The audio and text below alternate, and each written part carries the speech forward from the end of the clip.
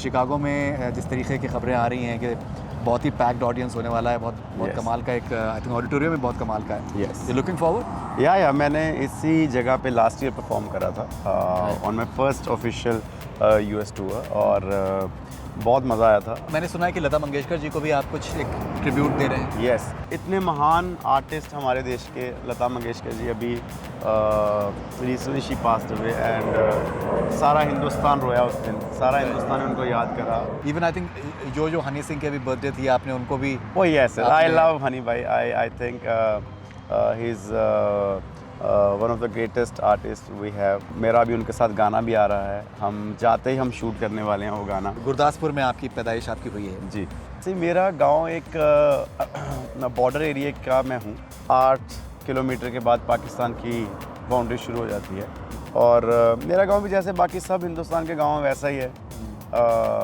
Innocent लोग हैं और ज़्यादा एक्सपोजर नहीं है। She was one of the first तब ट्रिब्यून की इंटरव्यू मेरी हुई थी, क्योंकि तब मैं अकेला पंजाब में जाना जाता था थोड़ा, जब 2015-16 में गाने आए, उससे आई थिंक पहले 14 की बात है। तो तब उन्होंने मेरी इंटरव्यू करी थी, मेरे को बड़ा मज़ा आया। ट्रिब्यून में मेरा आया, नाम आया है और ऐसे स्टोरी कवर हुई है। तो इस तरीके से मैं उनको जानता हूँ, जैस्मिन।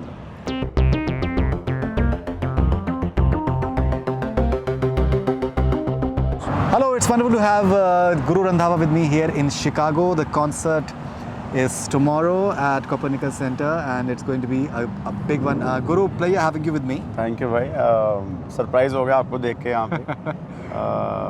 जहाँ पे भी हिंदुस्तान का सबसे बड़ा आई थिंक कॉन्सर्ट होगा और आर्टिस्ट जाएगा, फरीदुन भाई वहाँ पे ज़रूर पहुँचेंगे। ये तय हो चुका है।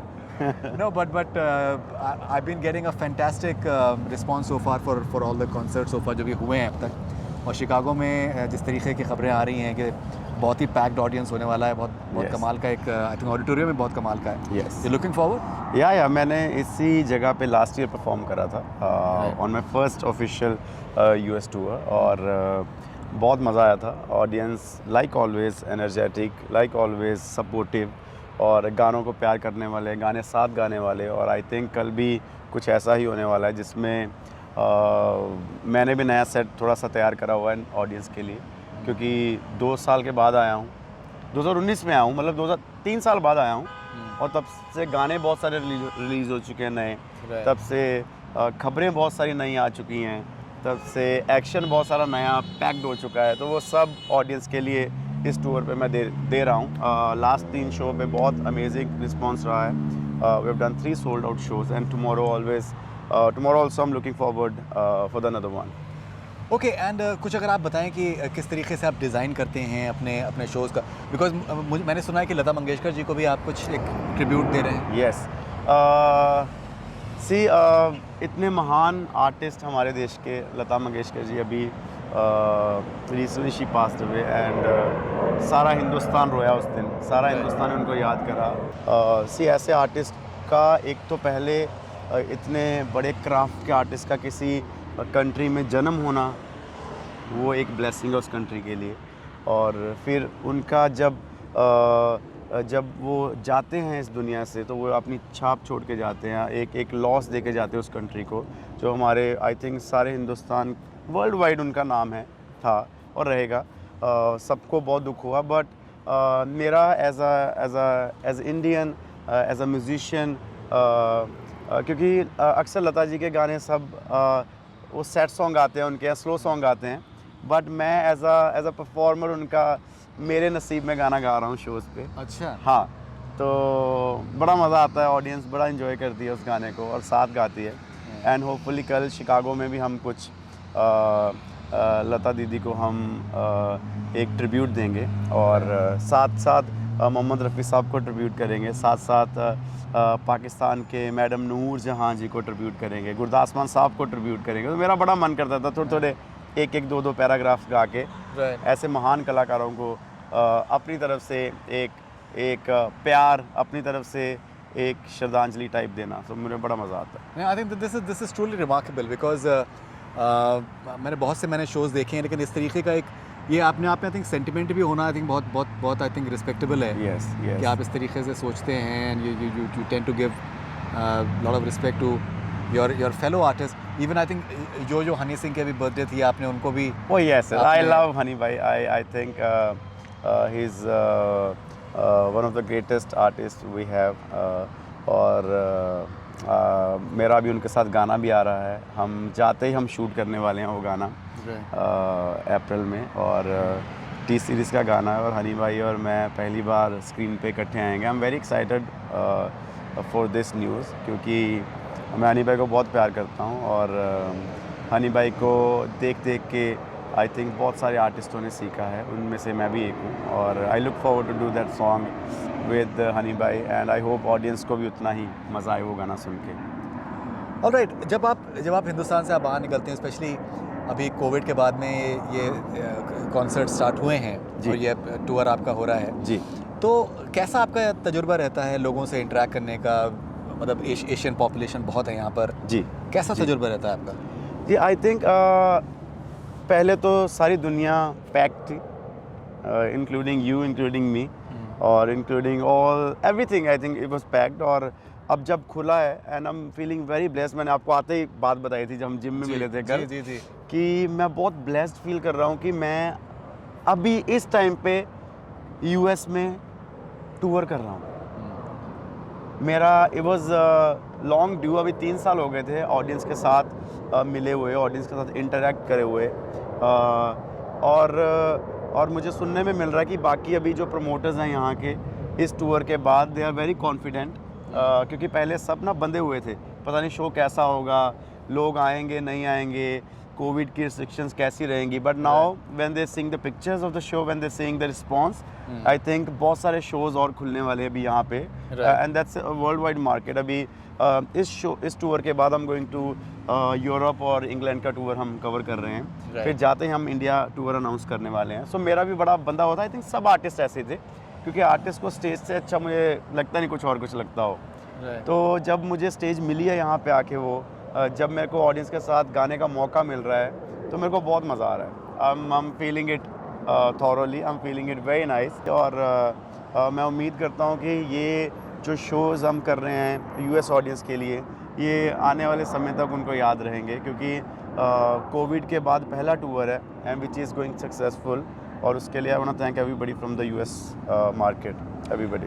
ओके, एंड आप कोविड का जिक्र कर रहे हैं यहाँ पर, जैसे फॉर एग्जांपल इंडिया में भी हमने देखा, यूएस में यहाँ पर हमने देखा किस तरीके से डॉक्टर्स ने, नर्सेज ने किस तरीके कमाल का जी काम किया है। मेरी कल एक मुलाकात हुई कि यहाँ पर एक नर्स हैं जी, रज़िया नाम है उनका, और वो काफ़ी जो सीनियर सिटीजन्स हैं उनके साथ में बहुत काम किया है, स्पेशली कोविड के टाइम में। जी।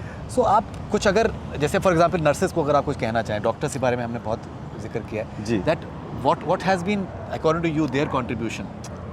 आई थिंक ड्यूरिंग कोविड या ड्यूरिंग नॉन कोविड, जो नर्सेज और डॉक्टर्स हैं वो भगवान है सबके लिए, क्योंकि दो चीज़ों का नाम निकलता है जब भी चोट लगती है, जब भी दुख आता है, एक मम्मी का हाय मम्मी, और दूसरा उसके बाद डॉक्टर को कॉल करो। तो ये ऐसा रिलेशन है, ये ऐसा एक इमोशन है जो आदमी का डॉक्टर के साथ जुड़ा हुआ है, नर्सेस के साथ जुड़ा हुआ है, एंड दे मेक श्योर कि आजकल की दुनिया में लोग अपनों का साथ नहीं देते, अपनों का ध्यान नहीं रखते, बट डॉक्टर्स और नर्सेस का दिल इतना बड़ा है कि वो कहीं से भी कोई पेशेंट आता है, कहीं से भी कोई भी व्यक्ति है जिसको दुख है, उसको अपना समझ के ट्रीट करते हैं। एंड आई थिंक उसके लिए हम सबको, डॉक्टर्स को, नर्सेस को सल्यूट करना चाहिए, एंड उनकी लंबी उम्र के लिए प्रे करनी चाहिए, ताकि वो और लोगों को ऐसे ही सर्विस देते रहें। और कोविड तो चलो निकल गया, थोड़ा बहुत जो भी रहता है, उसके बाद भी कुछ भी प्रॉब्लम किसी को भी होती है तो doctors are always there, I think. So उनके लिए सल्यूट है उनको। राइट। अच्छा गुरु, आपने गुरदासपुर में आपकी पैदाइश आपकी हुई है जी, और तो कुछ अगर आप अपने मतलब गुरदासपुर में एक गांव है, वहाँ पर आपकी पैदाइश हुई? Yes, Noorpur, Gurdas, Tarowali. Right. Yeah. Tell me more about your village end. See, मेरा गांव एक बॉर्डर एरिया का मैं हूँ। मेरे जो गांव के आसपास का एरिया है, इट्स बॉर्डर एरिया, और 8 किलोमीटर के बाद पाकिस्तान की बाउंड्री शुरू हो जाती है। So we are near by that area of the part of India. और मेरा गांव भी जैसे बाकी सब हिंदुस्तान के गांव वैसा ही है। इनोसेंट लोग हैं और ज़्यादा एक्सपोजर नहीं है, अपने में खुश रहने वाले लोग हैं, खेती बाड़ी करते हैं, एग्रीकल्चर में हैं। काफ़ी सारे लोग अभी रिसेंट टाइम्स में पढ़ाई भी कर रहे हैं, काफ़ी सारे लोगों को गवर्नमेंट जॉब भी मिली हुई है, काफ़ी सारे लोग बाहर भी चले गए हैं अब आउटसाइड इंडिया अपनी मेहनत करने के लिए। बट जब मैं I'm born in 91 तो तब से तब इतना एक्सपोजर नहीं था, बट फिर भी हमारे मॉम डैड ने बहुत मेहनत से हमें अच्छे स्कूलिंग करवाई, अच्छी पढ़ाई दी, और करते करते मैं टीवी देखता था, मैं टीवी से बहुत इंस्पायर्ड होता था।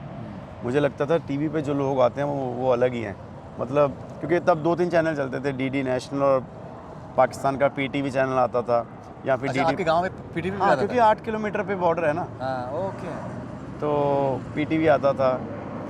फिर डीडी पंजाबी होता था, एक नेशनल चैनल होता था, रीजनल चैनल होता था, एक डीडी नेशनल था, एक डीडी पंजाबी था। राइट। जैसे डीडी उड़ीसा में चलता होगा, या डीडी मुंबई का कोई चैनल लोकल वहाँ चलता होगा, तो 2-3 चैनल होते थे।